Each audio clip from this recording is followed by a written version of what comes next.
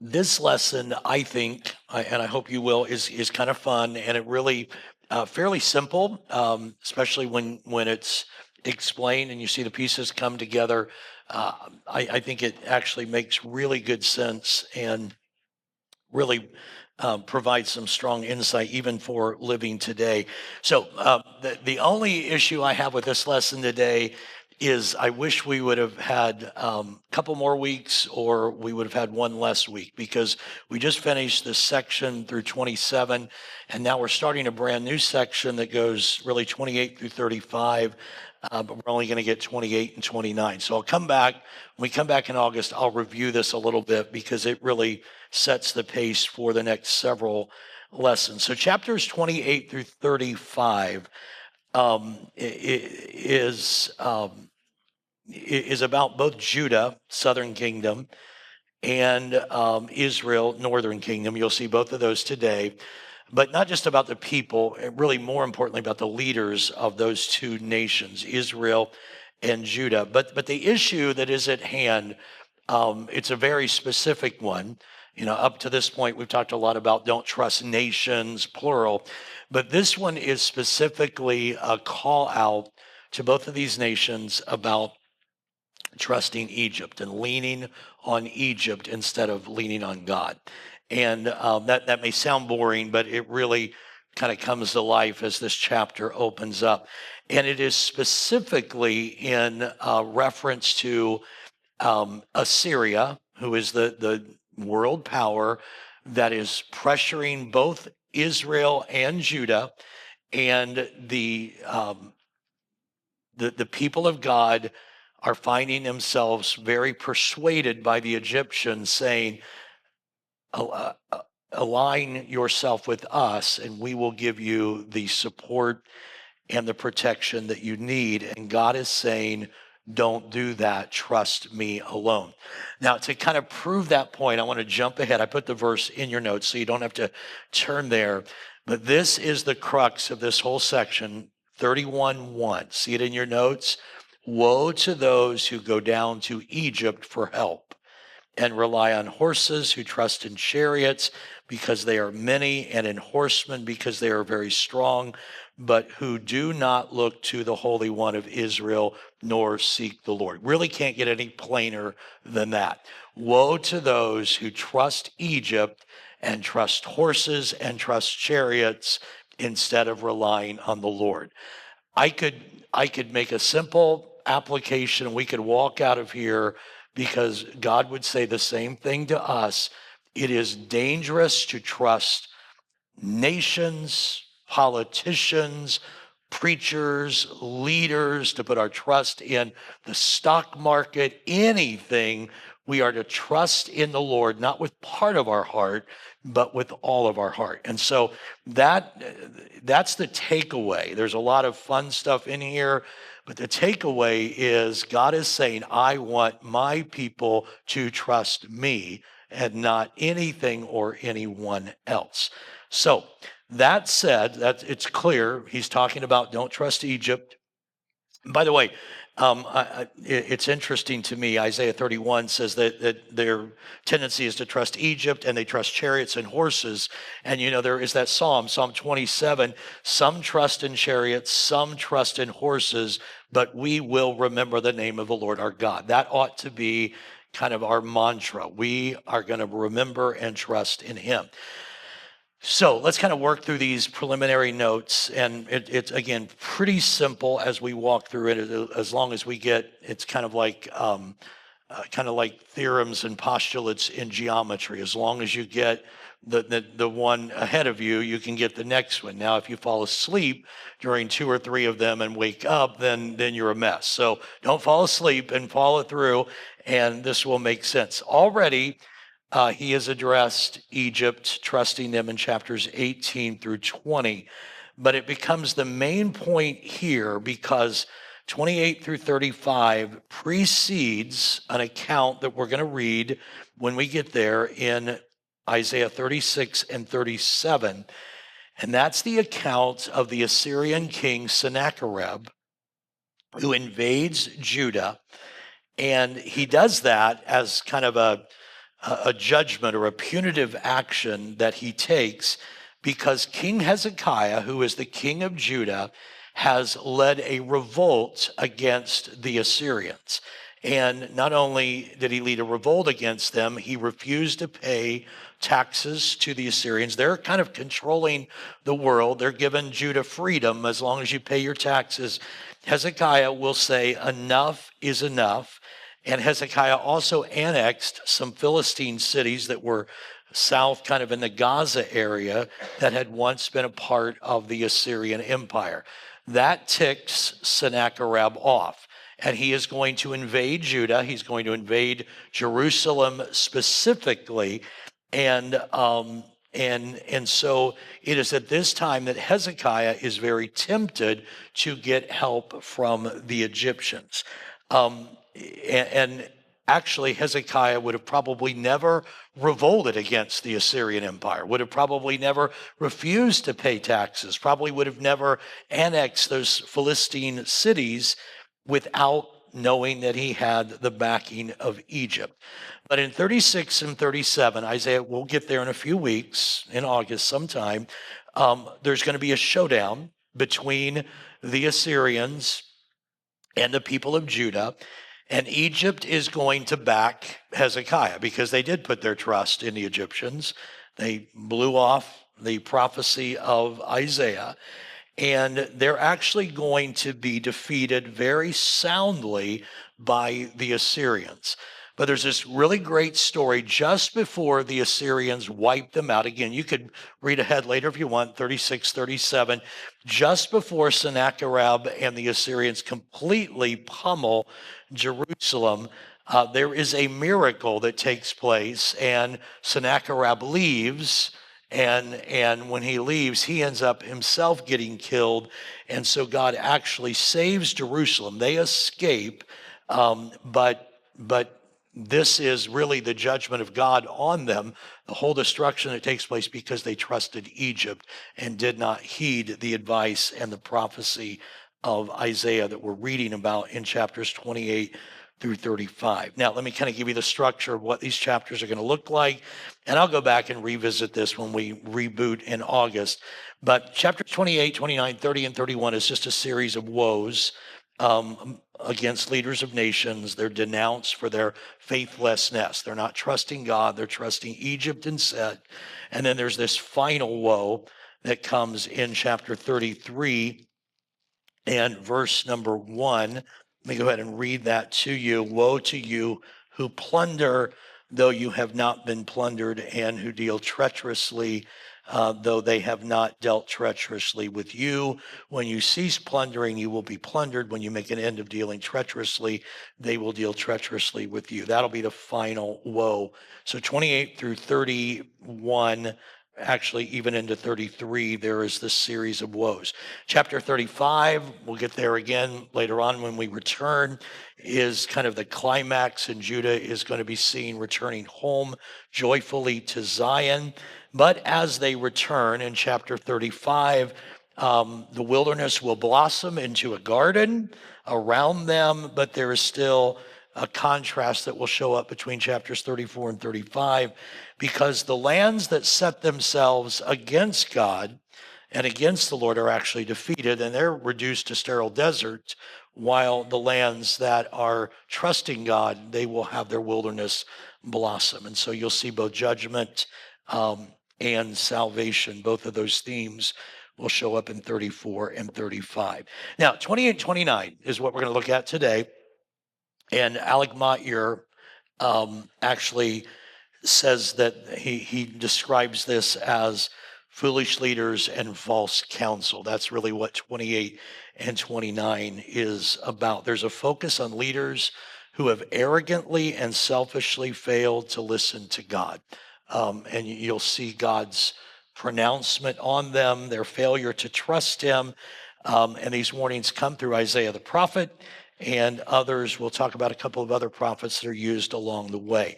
In chapter 28, and this is where we're going to start, it begins with the northern kingdom, Israel, the leaders of the northern kingdom. And then we'll transition to the leaders of the southern kingdom in Judah. And then in chapter 29, God reveals the measures that he will take to awaken their people and cause them to come to their senses. All right. So let's begin with chapter 28. I'm just going to read the first verse and we'll just kind of work our way through this. 28, 29, again, a reasonably easy as we just kind of line up on line here. Woe to the crown people, or the crown of pride, to the drunkards of Ephraim, whose glorious beauty is a fading flower, which is at the head of the verdant valleys, to those who are overcome with wine. Let me just start here. I think most of you know this, but make sure that you understand this reference. So Jacob, we know, Jacob had 12 sons, the 12 tribes of Jacob. One of his sons was, of course, Joseph. He was the hated younger brother. And he's the one that got sent to Egypt and was a slave. But Joseph there's no tribe of Joseph. You ever notice that in the Old Testament? There is no tribe of Joseph. Joseph had two sons. One of those sons was Manasseh, and which, by the way, his name means the Lord has caused me to forget. Which is kind of cool because after what he went through, instead of holding a grudge, he names his first son, the Lord has caused me to forget. I'm not going to hold on to a grudge, but instead I'm going to forget and forgive. And the second son is Ephraim, which means the Lord has made you fruitful in the land of your distress. And so Ephraim, both Manasseh and Ephraim have a tribe in the 12 tribes of Israel. They are in the north, and so Ephraim is representative of the northern kingdom. I say all of that to say, verse 1 says, woe to the crown pride, to the drunkards of Ephraim. So Ephraim here is representing the northern kingdom, representing the 10 tribes in the north, which is known as the nation of Israel. And this judgment comes upon them because in times of serious difficulty, they are seen as not being serious, but instead as failing to be ready because of their drunkenness. Let me read verse 1 again. Woe to the crown of pride, that would be Samaria, the capital city, to the drunkards of Ephraim, whose glorious beauty is a fading flower, which is at the head of the verdant valleys, to those who are overcome with wine. So the crown of pride is Samaria, but her glorious beauty is, look, like a fading flower. It's going away. That's what is being described here. And by the way, this was likely prophesied before 722 BC, because the northern kingdom was destroyed, completely overtaken by the Assyrians in 722. So this prophecy is coming before 722. They actually had suffered a harsh defeat, and this is in your notes, in 733. TP3, that's Tiglath-Pileser III, had actually conquered the northern tribes. He had overrun them, but he did not destroy them. He just kind of controlled them. And he deposed their king, whose name was Pekah. And for Pekah, he deposed him, took him back. But for him, he set up kind of a vassal king whose name was Hoshea. And I'm just so you can kind of get the whole story, and we have time, I think. Flip back to 2 Kings. Hold your finger in Isaiah, because I'm going to go back to it quickly. But let me show you that story, 2 Kings chapter 15. I like doing this because it shows you how the whole Bible really does indeed fit together. 15:27. 15:27. 2 Kings. In the 52nd year of Azariah, who's the king of Judah, Pekah, the son of Remaliah, became king over Israel in Samaria and reigned 22 years. He did evil in the sight of the Lord. He did not depart from the sins of Jeroboam, the son of Nebat, who had made Israel sin. Jeroboam led them into idolatry. In the days of Pekah, king of Israel, Tiglath-Pileser, king of Assyria, came and he took Ijon, Abel-Meth-Makkah, Genoa, Kadesh, Hazor, Gilead, and Galilee, all the land of Naphtali, and he carried them captive to Assyria. Then Hoshea, the son of Elah, led a conspiracy against Pekah, the son of Remaliah, and he killed him. I actually said he was deposed. He was actually killed. So he reigned in his place in the 20th year of Jotham, the son of Uzziah. And the rest of the acts of Pekah and all that he did, indeed, they are written in the books of the Chronicles of the Kings of Israel. Flip over to chapter 17, 2 Kings, verse 1. So in the 12th year of Ahaz, king of Judah, Hoshea, the son of Elah, became king of Israel and Samaria, and he reigned 9 years. He did evil in the sight of the Lord, but not as the kings of Israel who were before him. Now there's a new king in Assyria. Shalmaneser, king of Assyria, came up against him, and Hoshea became his vassal, and he paid him tribute money. And the king of Assyria uncovered a conspiracy by Hoshea, for he had sent messengers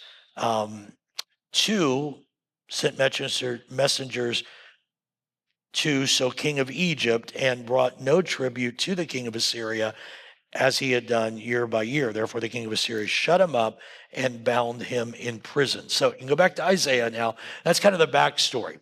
Pekah is killed when the Assyrians come in, and Hoshea leads this conspiracy against him. He is killed, and Hoshea becomes a vassal king to the Assyrians, and then he is deposed as well. The Assyrians, can I try to squeeze this into, some of you have heard this spiel. The Assyrians, when they would come into a land and take it over, the Babylonians would come in and they would just kill a lot of people, and they would take the brightest people back with them, and then they would leave the people that didn't have a great future. They would, the people that weren't maybe educated or whatever, they would leave them there, and then they would control the land, like from Babylon. The Assyrians did what their style was repopulation. They would carry a bunch of most of the Jews out, but they were taking over lands all around them, and so they would bring. So if the Assyrians had taken over Israel, they would leave some Israelites, take most of them away. If they'd taken over Syrians, they would bring Syrians to Israel. If they had taken over Elah, they would bring them. And what you would have is, in the northern kingdom, you would have a bunch of different ethnicities that filled the land. That was the Assyrians' way, because what they wanted to do was water down the strength of their ethnicity. And they thought if they would water them down, no one would be too loyal to any one thing, and the Assyrians would be able to control. So that's what happened. And so that's how in the north, capital city Samaria, that's how the Judaism got watered down in the north, and it got mixed. Worship of Yahweh got mixed with worship of false gods. That's why the Jews in the south hated the Samaritans in the north, because the Samaritans had a mixed religion. That's why the Samaritan woman said, we worship in the mountain, but you say Jerusalem is the only place to worship. And Jesus said, but the hour is coming, and now is, that you have to worship him. Doesn't matter where you worship, you have to worship in spirit and truth. But the Samaritans were hated by the Jews because the Samaritans intermarried many, many times, and it watered down that pure Judaism. Okay, that's kind of an off-site comment there, but that's how the Assyrians work. So all this is going on. And this is the warning of chapter 28. And in verses 2 and 3, it describes what happened in 722. This is prophesying it will happen. Behold, the Lord has a mighty and strong one, like a tempest of hail, a destroying storm, like a flood of mighty waters overflowing, who will bring them down to the earth with his hand. The crown of pride, the drunkards of Ephraim, will be trampled underfoot. It's a prophecy that Samaria and the northern kingdom is going to be destroyed, trampled underfoot. And that's exactly what happened historically in the year 722. Look at verse 4, it kind of gives a little metaphor. And the glorious beauty that has already been described in verse 1 as a fading flower will in fact fade, which is at the head of the verdant valley, like the first fruit before the summer, which an observer sees. He eats it up while it is still in his hand. It's before, okay, so here's the metaphor. The first fruit you see, and you grab it, and you eat it, and before you know it, it's gone. That's how he's describing what happens to Samaria. They're beautiful. There's verdant valley. The flowers are blossoming, and they're trampled underfoot, and before you know it, they're gone. That's the metaphor of the destruction of no sooner seen than eaten. The beauty of Samaria, no sooner praised than destroyed. All right, that's the metaphor that Isaiah is using. They respond to God's judgment at the hand of the Assyrians by drinking themselves into a stupor, looking for any pleasure while life lasts. And particularly disturbing is the drunkenness of the priests and the prophets, even the spiritual leaders who kind of, what hope is there? Kind of the Ecclesiastes, let's eat, drink, and be merry, for tomorrow you may die. Look at verse 7 and 8. It kind of describes that. But they have also erred through wine and through intoxicating drink are out of the way. The priest and the prophet have erred through intoxicating drink. They're swallowed up by wine. They're all out of the way through intoxicating drink. They err in vision. They stumble in judgment. For all tables are full of vomit and filth. No place is clean. So instead of repenting, instead of saying, maybe we can hold off, instead of listening to the prophet Isaiah, they just, well, whatever, we're going to drink and have fun and we're going to live up life with pleasure before the destruction comes. Again, we certainly can make application to our world today that's just running after pleasure, not recognizing that judgment is no doubt on the horizon. The worst thing about it all is the leaders, not only were they drunk, not only were they pleasure seeking, but they wouldn't listen. Look at verse 9. Whom will he teach knowledge? And whom will he make to understand the message? Who's going to listen, basically, is what he's saying. Those just weaned from milk, those just drawn from the breast. For precept must be upon precept, precept upon precept, line upon line, here a little, there a little. This is all, I'm going to explain all of this. These 4 verses have a lot. For with stammering lips and another tongue he will speak to this people, to whom he said, this is the rest with which you may cause the weary to rest, and this is the refreshing, yet they would not hear. These 4 verses are they're just power-packed, full of good sermon material as well. But let me group it all in this statement, letter D. The worst thing about the spiritual leaders of Israel, the priests and the prophets, is that when judgment was on the horizon and Isaiah's prophesying, they wouldn't listen. They wouldn't listen. Again, it's not a leap. You just make the application. Are we listening to the voice of God today? Are we listening that we have idolized sports and money and pleasure in our nation? Are we hearing God say that? Or are we just living it up and going on and continuing to idolize sports and pleasure and lust and greed and all of that? Or are we listening? They didn't listen, and their outcome was judgment. Let's kind of unpack this. This refers to how they rejected not only Isaiah, but they had rejected the other prophets. There are 2 prophets specifically that were prophesying to the northern kingdom at the same time that Isaiah is prophesying. One of those is Hosea, and another one of those is Amos. I won't have you turn there, but you could reference those later. These are very powerful, in-your-face prophecies warning Israel of what is about to come. Part of the warning was an offer that God gives to the people of Israel for rest. We like this, we use this verse. You've heard it quoted. This is the rest wherewith the weary may rest. And we don't generally understand the context, but I'm going to show you the context. Look at verse 12.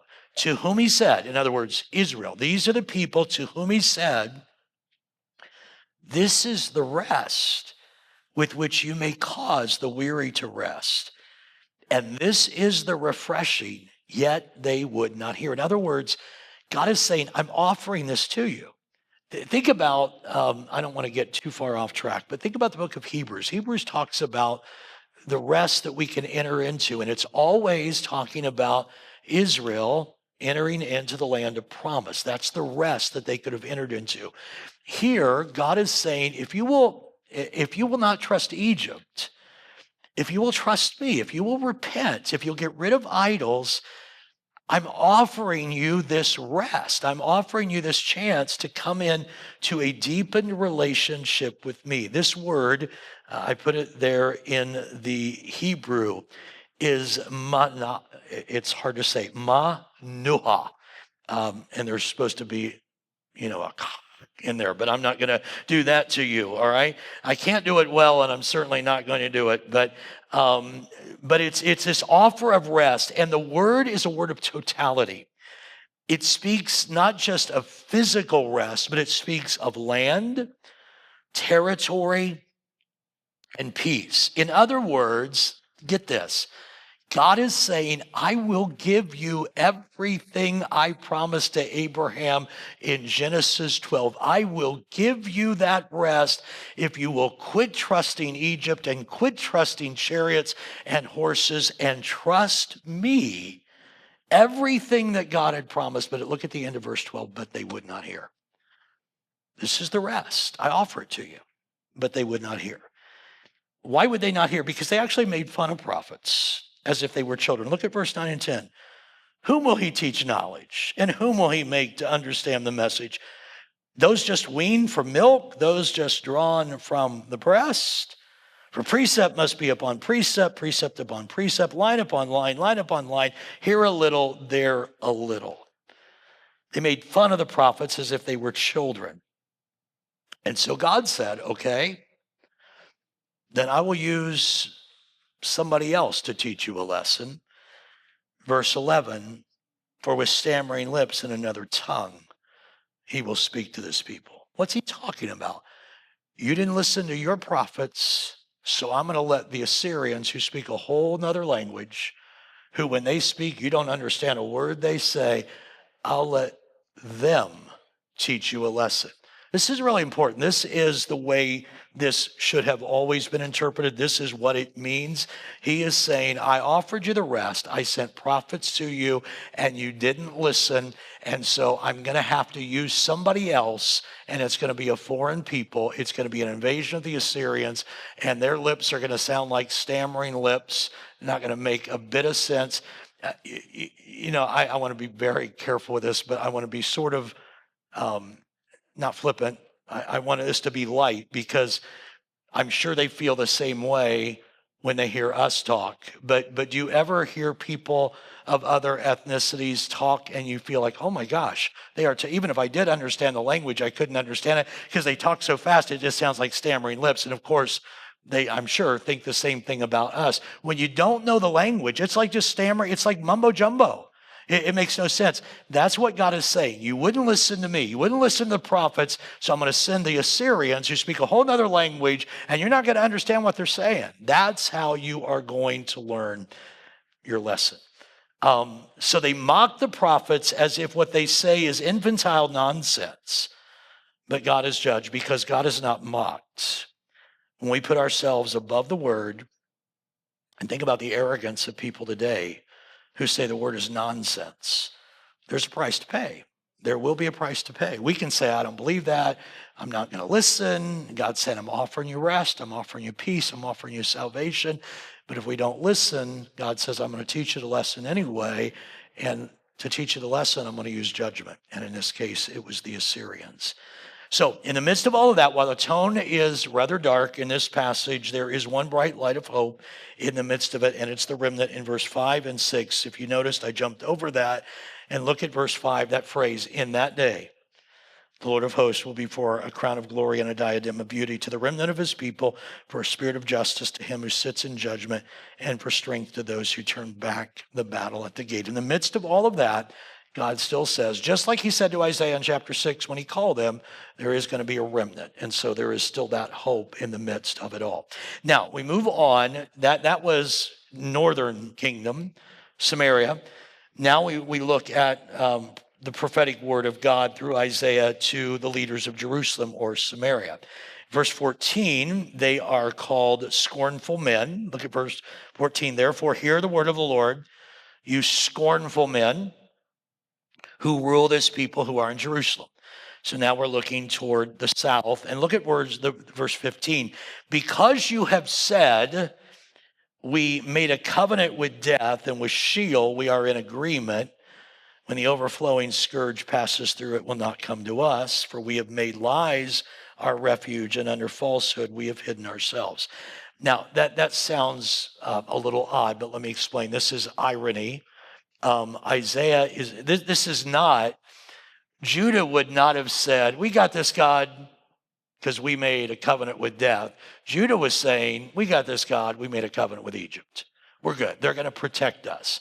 They would not have described Egypt or making a covenant with Egypt as a covenant of death. Isaiah was calling it a covenant of death. You've made instead of trusting me, you have trusted chariots and horses and Egypt. And that's going to get you in trouble. What you've made, that covenant you signed and said to the king of Egypt, hey, we want you to protect us and we will work with you. That is not a good covenant. That is a covenant of death. That is what is being described here. And with Sheol, obviously, the Jerusalem leaders are not going to say, we made an agreement with hell. This is Isaiah saying the agreement you made is an agreement with hell. It is a covenant that you made with death. Outside of trusting God, their life is going to lead them to disaster. Foolishly, look at what they say. It will not come to us, at the end of verse 15. For we have made lies, again, they would not have called them lies, our refuge.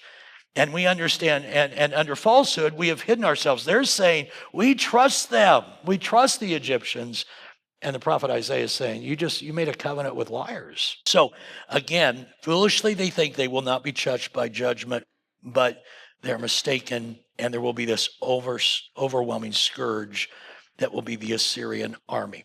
That judgment is described in verses 16 through 21. I'm going to jump around a little bit. They had trusted a refuge of lies when they trusted Egypt. But in verse 17, it's going to be swept away like the fool's house in the parable of Matthew 7. Look at verse 17. Also, I will make justice the measuring line and righteousness the plummet. The hail will sweep away. I got to make this connection because I went over it fast. Go back to verse 15 and look at the bottom half of verse 15. Again, I hope I'm making this point. They did not say, God, it's okay. We made a covenant with death. God, it's okay. We made an agreement with hell. They said, God, it's okay. We made a covenant with Egypt. The problem is they didn't know they were making a covenant with death and with hell. And what they thought they could trust, Isaiah says, you're hiding. Your refuge is a bunch of lies. Your safety is falsehood. You have believed that which is not true. Refuge of lies. Look at the last phrase of verse 15. We have made lies our refuge. So we get to verse 17. God says, I'm going to make justice the measuring line. And I'm going to make I'm going to judge based on righteousness and justice. And so the hail will sweep away the refuge of lies, and the waters will overflow the hiding place. You're hiding under something that when judgment comes, it's going to destroy what you're hiding. I mean, just kind of get the picture of, there's a big storm and you all cuddle up inside a house and the big bad wolf huffs and puffs and blows the house down, okay? And there you are all huddled together, but God has blown away the refuge because it's just a refuge of lies. So that's what he says in verse 17. There's another metaphor, verse 20, for the bed is too short to stretch out on, and the covering so narrow that one cannot wrap himself in it. I mean, you're hiding in this bed that's not even big enough for you to sleep in, and the covers aren't big enough to cover you. It's kind of the metaphor, if you make your bed, have you heard that phrase? You have to lie in it. He's saying to Judah, you trusted this bed, but it's not big enough to handle you. You should have trusted me. Are you all getting the point? He's tarried into their folly, trusting things that cannot be trusted. It's like the foolish man who built his house on sand. It's the same thing in Matthew 7. And when the storm comes, it blows away. All right. So verse 21 and 22 together, this is what God wanted to do for them. For the Lord will raise up as at Mount Perazim. He will be angry as in the valley of Gibeon, that he may do his work, his awesome work, and bring to pass his act, his unusual act. Now, therefore, do not be mockers, lest your bonds be made strong. For I've heard from the Lord of hosts a destruction determined even upon the whole earth. God desired to judge the Assyrians, to judge the enemies as he had before at Perazim. I just put this in your notes. Perazim is where he gave victory to David by breaking through his enemies like a bursting flood. That's 2 Samuel 5:20. At Gibeon, he defeated their enemies by raining down hailstones, Joshua 10:11. God is saying to Judah, that's what I want to do now. I want to wipe out the Assyrians for you. If you would not trust the Egyptians, just trust me. I'll take care of you. But instead, they made a covenant with death. They made an agreement with Sheol. This is why God calls his people not to mock. Verse 22, one more time. Therefore, don't be mockers, lest your bonds be made strong. For I've heard from the Lord of hosts a destruction determined even upon the whole earth. But verse 17, since they will not, he will judge his own as he had judged their enemies. I will make justice the measuring line, righteousness the plummet. The hail will sweep away the refuge of lies, and the waters will overflow the hiding place. Let me give you a little example. It didn't happen this way, but I think this will make the point. When God spoke to Moses and Moses spoke to Israel and said, God's going to bring judgment upon Egypt, and he's going to pass through. He's going to take the firstborn of everyone in Egypt. But if you put blood over your door, then I won't touch you. If there would have been a Hebrew family that said, you know what, they've been good to me. They've been slaves, but they've fed us pretty good. And they would have said, we'll just take our chances. We'll just go over to the Egyptian house and we'll trust them. They're strong. They're Pharaoh's. He's strong. We'll trust him. They would have been touched by the judgment of God. Okay, but thankfully, the Hebrews chose to put blood over their door. Now here they have that same opportunity. God is saying, you don't need the Egyptians, trust me. But they're saying, no, we're going to hide in the refuge of the Egyptians. We're going to make a covenant, an agreement with the Egyptians. And God is saying it's like making a covenant with death. It's an agreement with Sheol. So that's what's happening here. But even in judgment, verse 16, even in judgment and chastising, God is looking to the future. He's going to demolish, destroy, so that he can build. So there's this little messianic promise. Therefore, verse 16, thus saith the Lord God, behold, I lay in Zion a stone for a foundation, a tried stone, a precious cornerstone, a sure foundation. Whoever believes will not act hastily and literally will not run away. They won't have to fear. So God is saying there's a remnant, and I'm going to take the destruction and I'm going to rebuild. I'm going to lay a foundation. That foundation obviously is pointing long-term to Jesus. The faithful are building a new foundation, and they will patiently wait. They are the remnant, and New Testament readers see this ultimately fulfilled in Jesus. Now, let's move on to verse 23, and we get the guidance of the Lord of hosts. Um, I think I'll just read. I think I'll just read 23 through 29. Give ear and hear my voice. Listen and hear my speech. I'm going to read it slowly because I may not go back and read it. So just let me read it and I'll make points about it. Does the plowman keep plowing all day to sow? Does he keep turning his soil and breaking the clods? When he has leveled its surface, does he not sow the black cumin and scatter the cumin, plant the wheats in rows, the barley in appointed place, and the spelt in its place? In other words, notice there's three different things being planted, and they're all being planted in different places. That'll be the point that you need to see. For he instructs him in right judgment. His God teaches him. For the black cumin is not threshed with a threshing sledge, nor is a cartwheel rolled over the cumin, but the black cumin is beaten out with a stick, and the cumin with a rod. On the other hand, bread flour must be ground, therefore he does not thresh it forever, break it with his cartwheel, or crush it with his horsemen. This also comes from the Lord of hosts, who is wonderful in counsel, and look at that phrase, and excellent in guidance. So this is describing how God works. Okay, after reading that, and I think I read it slow enough with a comment or two that will help us. The parable says that sometimes God deals harshly, sometimes he deals tenderly. Sometimes he saves from enemies, sometimes he gives us over to them, depending on what we need at that particular time. Why is this the case? The farmer changes the way that he treats the material he works with based on the stage. What stage is it in its growth? And with what he must work. What is the material? Is it cumin? Is it bread flour? What is it? So the farmer changes it depending on the substance of the material and the stage of its growth. God does the same. It's never random. That's the key. It's never random. It's always according to the plan. It may involve pain. It may involve plowing, threshing, grinding, but all of it for the ultimate good. We think, of course, of Romans 8:28. We know that all things work together for the good. Those who who love God, who are called according to his purpose, for whom he foreknew, he predestined to be conformed to the image of his Son.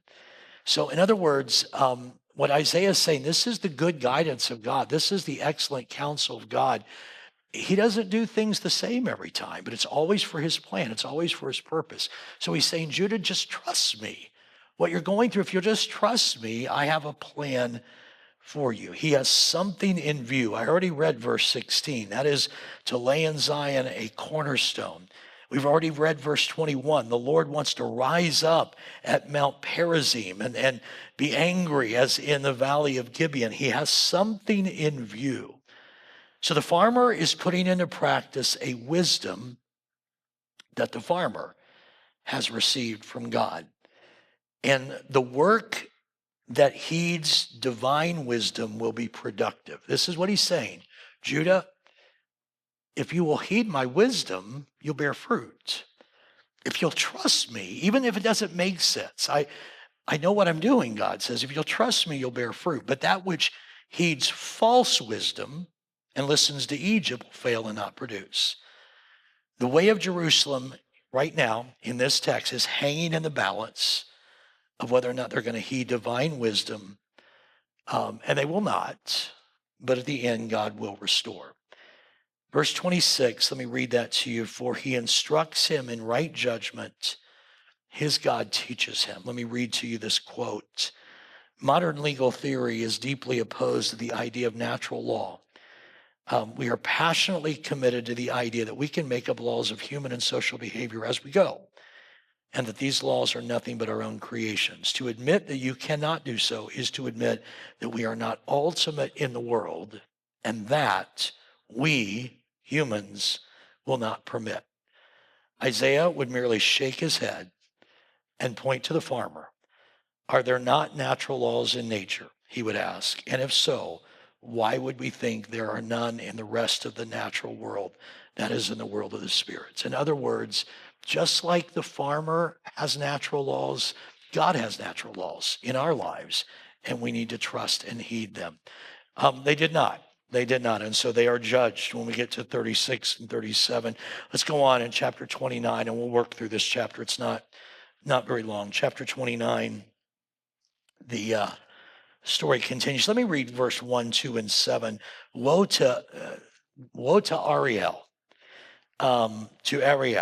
the city where David dwelt. Add year to year, let feasts come around, yet I will distress Ariel. There shall be heaviness and sorrow, and it shall be to me as Ariel. And look at verse 7. The multitude of all the nations who fight against Ariel, even all who fight against her and her fortress and distress her, shall be as a dream of a night vision. Okay, so Ariel is referring here to Jerusalem. And what's interesting is we know that because it's the city where David dwelt. I think that's what verse 1, city where David dwelt. In verse 8, it's called Mount Zion. So we know this is Jerusalem. Here's the interesting thing. Maybe it's not interesting to you, but this must be a word that only Isaiah used because it's not found anywhere else in the Bible, which is really interesting. It's these three places, the only time you see it.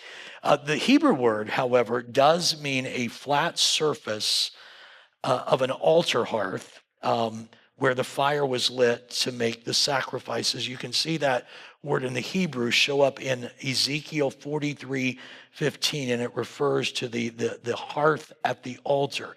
So just allow me to kind of explain. So clearly, the hearth of the altar is the place where the sacrifices were made, the meeting place of God. So it's speaking of Jerusalem as being the central location for the people of God to meet for worship and especially to offer sacrifices. Now, again, that's us reading this, 3,000, almost 3,000 years later, but that's what most theologians have come to believe, that because that's what that word means, the altar hearth, and he calls Jerusalem that. So it's the place where people meet, yet they will not remain that for God. Jerusalem will not, and he will judge them, and he will light a different kind of fire. So let me read verse 1 and 2 together, and let me replace Ariel with the word Jerusalem, because that's what it's referring to. Woe to Jerusalem, the city where David dwelt. Add year to year, let feasts come around. In other words, that's where people go, Passover. They go to year to Jerusalem. Yet I will distress Jerusalem. There shall be heaviness and sorrow, and it shall be to me as Jerusalem. So they will not remain that meeting place for God. They will not remain that place where sacrifices are made. And so God will judge them. And instead of being a meeting place, they will be consumed like a sacrifice. The judgment that's coming on Jerusalem will be swift and strong. Look at verses 3 through 8. I will encamp against you all around. I will lay siege against you with a mound, and I will raise siege works against you. You shall be brought down. You shall speak out of the ground. Your speech shall be low and out of the dust. Your voice shall be like a medium's out of the ground, and your speech shall whisper out of the dust. Moreover, the multitude of your foes shall be like fine dust, the multitude of the terrible ones like chaff that passes away.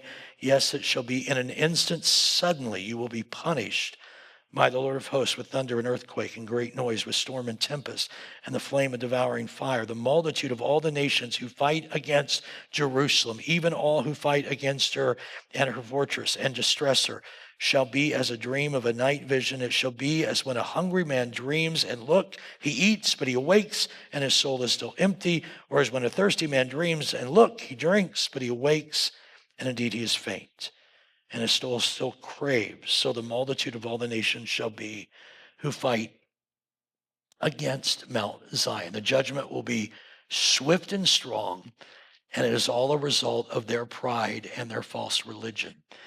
Verses 9 through 16 describe the wickedness of Jerusalem's ways. Verse 9 and 10. Pause and wonder, blind yourselves and be blind.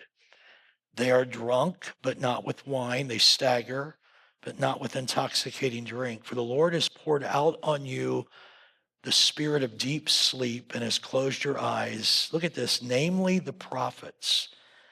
And he has covered your heads, namely the seers. They're blind, drunk, not here necessarily physically, but they're stunned. They have made their choice, and they've made their choice to do that, but it is also a judgment of God because he's given them the spirit of stupor. Let me illustrate this. When we talk about Pharaoh's heart, people get all nervous about Pharaoh's heart being hardened.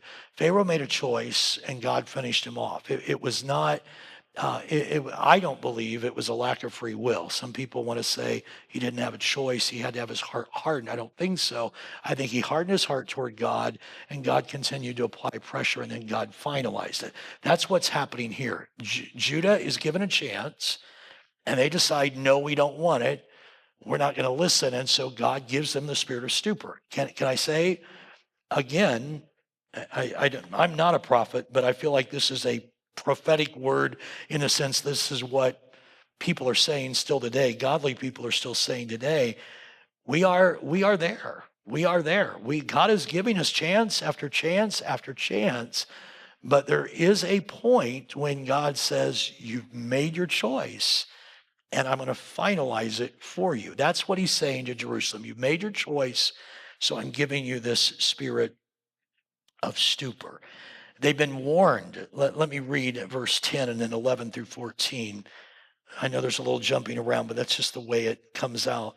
The Lord has poured out on you, verse 10, the spirit of deep sleep. Close your eyes. Notice, namely, the prophets, mainly the seers. The whole vision has become to you like the words of a book that is sealed. In other words, now you can't even understand it any longer. Think about this. This is where the Jews are today. You understand? It's what God said. You're going to reject me. And remember, he told Isaiah, preach to them, but they're not going to be able to see. And they're not going to be able to hear, and their heart's going to get harder. And when God repetitively speaks his word to us and we refuse, the New Testament talks about a seared conscience. There's a place where it doesn't get through any longer. That's what's being described here. So again, verse 11, the whole vision has now become to you like the words of a book that's sealed. Men deliver to one, it's like to one who is literate saying, read this, please. And he says, I cannot, for it's sealed. And then the book is delivered to one who is illiterate saying, read this, please. And he says, I'm not literate. Therefore, the Lord said, inasmuch as these people, look, he uses this about Israel all the time. They draw near to me with their lips, or they draw near to me with their mouths. They honor me with their lips, but they have removed their hearts far from me, and their fear toward me is taught by the commandment of men. Therefore, behold, I will again do a marvelous work among this people, marvelous work and a wonder. For the wisdom of their wise men shall perish, and the understanding of their prudent men shall be hidden. So I don't want to over dramatize, but think about our culture today and what we're doing with the word. We don't understand it anymore. It's like, and again, I preached for 41 years, and I remember a day when I preached 41 years ago, and even the person that didn't really know the Lord had some understanding. And now when you try to witness to somebody who doesn't know anything, it's like the book's sealed. It doesn't make any sense. It's like I'm illiterate. I can't read it. That's not just the condition. This is the point Isaiah's making. It's not just the condition. It's the condition, but it's also the judgment of God. We have gotten to the point where we have rejected him over and over and over to now where even if they want it, they can't understand it. We are in that day. They were in that day, and it's why we have to pray, and we have to see this nation turn because we're there. I don't know how to say it any other way. We are there. And so they've been warned about the vision given to them, but their religious leaders have failed. And blame is placed particularly on the prophets and the seers. And look at what the prophets and seers are doing. Instead of offering a way forward or a plan for repentance, they foolishly try to hide their sin. Look at verse 15 and 16. Woe to those who seek deep to hide their counsel far from the Lord, and their works are in the dark. They say, who sees us? Who knows us? Surely you have things turned around. Shall the potter be esteemed as the clay? For shall the thing made say of him who made it, he did not make me? Or shall the thing formed say of him who formed it, he has no understanding? I could take those last two lines and say, is that not what our culture is now congratulating? He didn't make me. I choose who I'll be myself. I mean, that language, we are saying to God, I'm in charge. That's where our culture is. And God is saying, because you've done that, Israel, Judah, America 2026, you can honor me with your mouths. You can say I'm a believer. You can post prayers for everybody, but your heart is far from me. And there are people filling churches every week. I pray we don't have a lot here, but there are people filling church every week that are going through the motions, but their hearts aren't even close to God because the word is sealed to them because they have rejected him over and over. When God says, I want you to change something, and you say, no, I'm not going to change it, and you do that for a year or 2 or 5 or 10, your conscience has become, it's easy to say no to God. It's like the word is sealed to you. Does that make sense? That's where they were. And again, it speaks to our culture so powerfully. They pretend they cannot see. They deny that God has the right to tell them what to do. And again, man, I could go on, but that's our nation today. God doesn't have a right to tell me. You choose who you want to be. But God does have a plan to rectify even these people. It will one day be wonderful. It will be as wonderful as what he did for Israel when he brought them out of Egypt. Let's read verse 17. Is it not yet a very little while till Lebanon shall be turned into a fruitful field, and the fruitful field be esteemed as a forest? In that day, now he's projecting forward, they shall hear the words of the book, and the eyes of the blind shall see out of obscurity and out of darkness.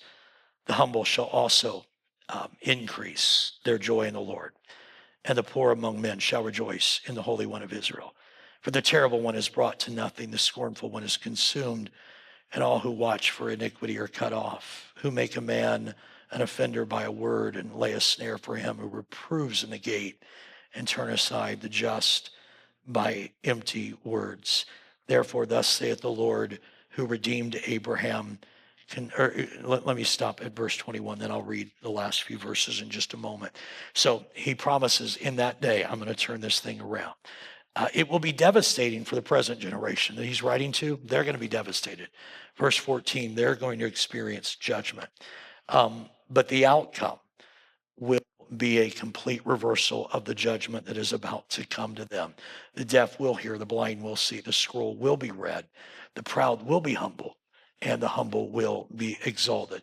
The empty worship of verse 13 will once again be replaced with joyful praise and heartfelt worship, which leads to verses 22 through 24, kind of the postscript of chapter 29. Therefore, thus saith the Lord, who redeemed Abraham concerning the house of Jacob. Jacob shall not now be ashamed, nor shall his face now grow pale. But when he sees his children, the work of my hands in his midst, they will hallow my name, and hallow the Holy One of Jacob, and fear the God of Israel.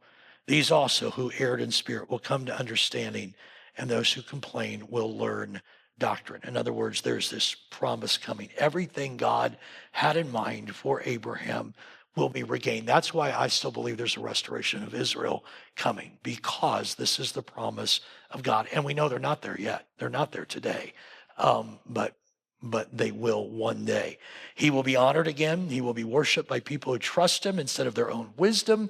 And again, let me make this point. While there are clearly references to 722, 701, and later 586 for Judah when Babylon destroys them, this text is much more wide ranging than that. And it speaks of a time still on the horizon. It is a vision, verse 11. I want to end with this point. I want to slow down and make this point. It is a vision that represents the long view of God. The earlier dates, 722, 701, 586, were just steps along the way, as were all the other atrocities that have been committed against the Jews. Look at verse 17 one more time. Look at verse 17. It is not yet a very little while. It is not yet a very little while. This is God's view of history. That's not the view of humanity. Barry Webb says this, it's a great quote to end with. The great truth that Isaiah affirms again and again is that God is behind the process, directing it to a glorious end. If that end seems distant to us, and we cannot see how God is at work in our contemporary events, that is simply because we are not God. He has shown us enough of his character and ways, however, to provide a firm basis for our wholehearted trust and obedience. We shall not achieve a better end or get there more quickly by rejecting God's wisdom and by living by our own, as the leaders of Judah in Isaiah's day did. What God's called for the church to do is to say, you know what? He gave us this word. He's proven himself time and time again to be faithful to what he promised. And this is a difficult time, but we're going to trust him because he's got a plan at the end, and he is trustworthy if we will devote our lives and our trust to him. Let's pray. Jesus, thank you for your word. Thank you for these weeks that we've shared together in these almost the first half of Isaiah. And Lord, we walked through some pretty murky ground and some pretty challenging texts. And I know that I don't have a perfect understanding of everything that we have looked at so far, and I'm sure everyone feels that way. But we can walk away at this point and say that we know that God is faithful to his word. He has a plan that if we will trust him, he that dwells in the secret place of the Most High can abide under the shadow of the Almighty. Teach us not to trust in a refuge of lies. Teach us not to make an agreement with Sheol or a covenant with death, but instead to trust you with all of our heart and lean not to our own understanding. If we'll do that, doesn't mean we won't walk through difficult places, but we will enjoy the final plan that you have, full restoration, perfect peace, and a perfect enjoyment of your presence for eternity. Remind us always that that is the path we are on. That's the road that leads to life eternal. And that is the road and path for those whose citizenship is already in heaven. So thank you for that. Bless each one as we go. We pray in Jesus' name. Amen.